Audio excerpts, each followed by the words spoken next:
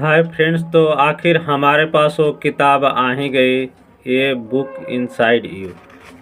तो उसके कंटेंट में देखिए, किसी भी राइटर्स के लिए तीन चीज़ें होती हैं मेन चीज़: राइटिंग, पब्लिशिंग और मार्केटिंग। तो ये तीनों ही चीज़ें इसमें विस्तार पूर्वक अलग अलग सेक्शन में दिया हुआ है। फिर राइटिंग में देखिए, राइटिंग में वेरियस टाइप्स ऑफ राइटिंग इसमें है। फिक्सन राइटिंग में भी से लिटरेरी फिक्सन हो गया, साइंस फिक्सन हो गया, पैन फिक्सिंग। और उसी तरह से नॉन फिक्सिंग राइटिंग में भी बहुत सारे कैटेगरी हैं, तो सबके बारे में भी विस्तार से इसमें बताया हुआ है।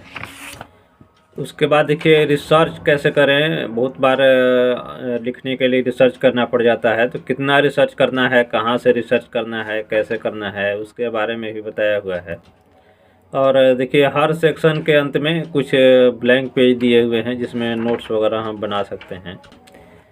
उसके बाद देखिए, आइडिया टू एक्शन। जो भी हमारे पास आइडिया है उसको एक्शन में कैसे ला सकते हैं, या इंटरनेट राइटिंग, न्यूज़पेपर के लिए कैसे लिख सकते हैं। और उसके बाद फिर देखिए, राइटर्स ब्लॉक। मतलब कभी कभी ऐसा हो जाता है कि लिखते लिखते आइडिया नहीं मिल पाता है, तो वहाँ पे ब्लॉक हो जाता है, आगे क्या लिखें वैसी स्थिति हो जाती है। तो वो लगभग सबके ज़िंदगी में आती है, तो उससे कैसे बाहर निकल सकते हैं, कैसे निकाला जा सकता है, तो उसके बारे में भी इसमें बताया हुआ है।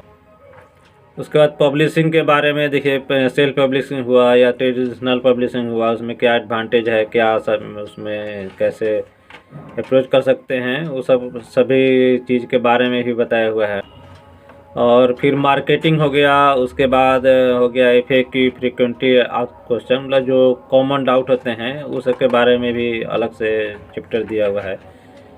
तो कुल मिलाकर के किताब तो अच्छी लग रही है।